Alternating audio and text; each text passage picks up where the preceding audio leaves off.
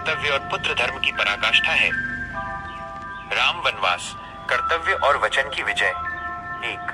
अयोध्या का उत्सव और मंथरा का षड्यंत्र। अयोध्या में चारों ओर खुशियां छाई थीं। राजा दशरथ ने घोषणा की थी कि अगले दिन राजकुमार राम का राज्याभिषेक होगा।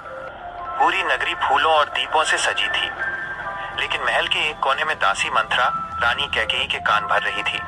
उसने कैकेयी को डराया कि यदि राम राजा बने तो उसका पुत्र भरत उम्र भर उनका दास बनकर रहेगा। 2. राजा दशरथ के 2 वचन।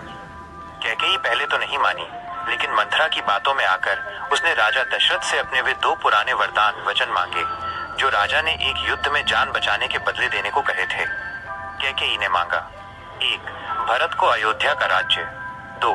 राम को 14 वर्ष का वनवास। राजा दशरथ यह सुनकर सन्न रह गए। उन्होंने बहुत विनती की, रोए, लेकिन कैकेयी अपने हठ पर अडिग रही।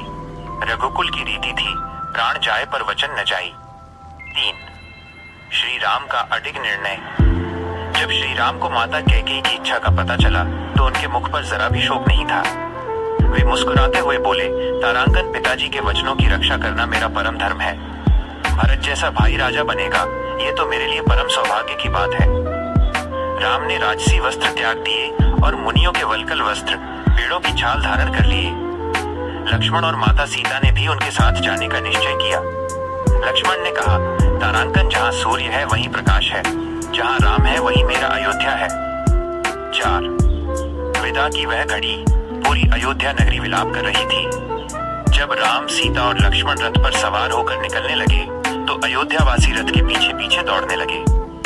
वे अपने प्रिय राजकुमार को जाने नहीं देना चाहते थे। शाम को तमसा नदी के तट पर जब सब थक कर सो गए, तब प्रभु राम वहां से आगे निकल गए ताकि प्रजा को और कष्ट न हो। 5. श्रृंगवीरपुर और निषाद राज से भेंट। अयोध्या की सीमा पार कर राम श्रृंगवीरपुर पहुंचे। यहाँ उनकी भेंट उनके मित्र निषाद राज गुह से हुई।